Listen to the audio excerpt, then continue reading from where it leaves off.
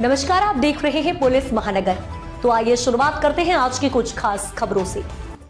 महाराष्ट्र के उप मुख्यमंत्री और राष्ट्रवादी कांग्रेस पार्टी अध्यक्ष अजीत पवार ने शनिवार को पुणे के मुंडवा कोरेगांव पार्क में अपने बेटे पार्थ पवार से जुड़े जमीन विवाद पर पहली बार प्रतिक्रिया दी।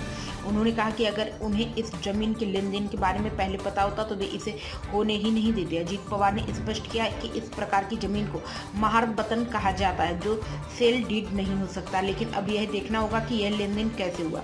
उप मुख्यमंत्री ने बताया कि राज्य के राजस्व विभाग के अतिरिक्त मुख्य सचिव विकास खड़गे की अध्यक्षता में गठित समिति इस मामले की गहन जांच करेगी। पवार ने कहा कि राज्य को इस मामले से कोई नुकसान नहीं होना चाहिए और जल्द ही सच्चाई सामने आएगी। उन्होंने ये भी सवाल उठाए कि ऐसा लेन देन कैसे संभव हुआ जिसका पंजीकरण ही नहीं हो सकता।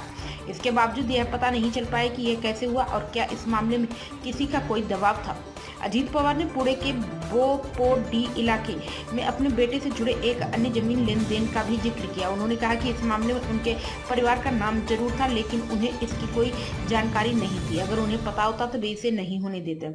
उन्होंने दोहराया कि राज्य के राजस्व विभाग की 6 सदस्यीय समिति पूरी जांच करेगी और असली सच्चाई सामने आएगी। जब उनसे पूछा गया कि पार्थ पवार के खिलाफ एफआईआर क्यों नहीं दर्ज की गई, तो पवार ने कहा कि राजस्व मंत्री चंद्रशेखर बावनकुले ने स्पष्ट किया कि पंजीकरण कार्यालय में मौजूद लोगों के खिलाफ एफआईआर दर्ज की गई। उन्होंने भरोसा दिलाया कि 1 महीने के भीतर इस मामले की पूरी जांच और सच्चाई सामने आएगी।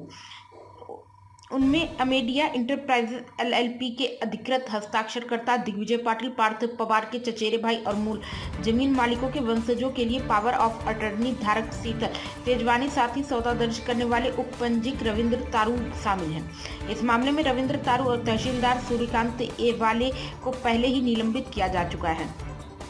जांच समिति की रिपोर्ट आने के बाद यह स्पष्ट होगा सच्चाई।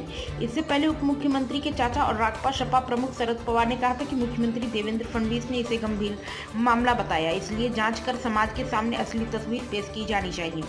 उन्होंने कहा कि जांच समिति की रिपोर्ट आने के बाद ही सच्चाई स्पष्ट होगी।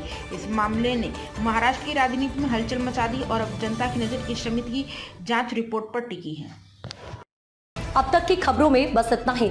ऐसे ही खबरों के लिए बने रहें हमारे साथ। तब तक के लिए नमस्कार।